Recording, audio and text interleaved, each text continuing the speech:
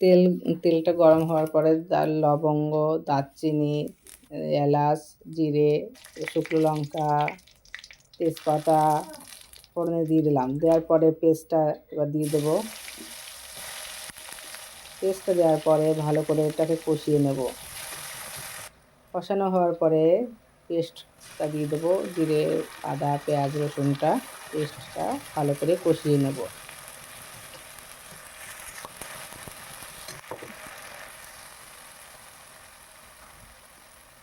কষানোর পরে একটু হলুদ, একটু গরম জল দিয়ে দেবো। দেওয়ার পরে ম্যারিনেট করা যে মাংসটা ওটা ছেড়ে দেব।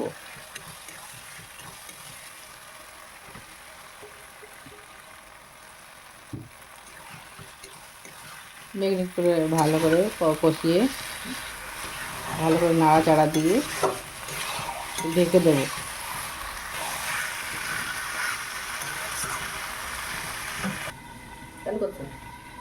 ঢাকা থাকার পরে তুলে দিলাম।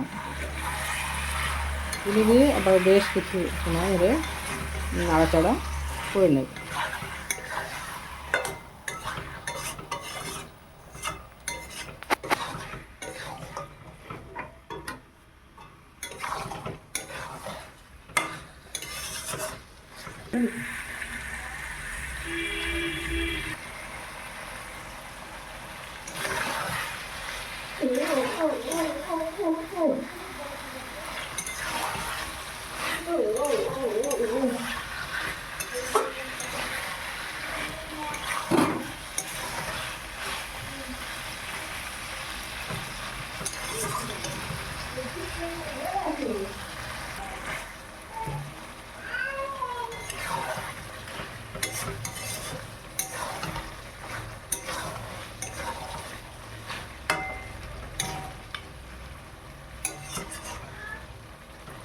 কিছুক্ষণ নাড়াচাড়ার পরে আলুগুলোকে দিয়ে দেব।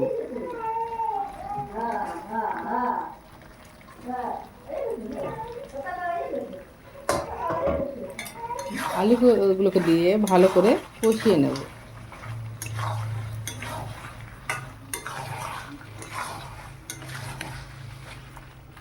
কিছুক্ষণ এটা নাড়াচাড়ার পরে এটা তৈরি হয়ে গেছে।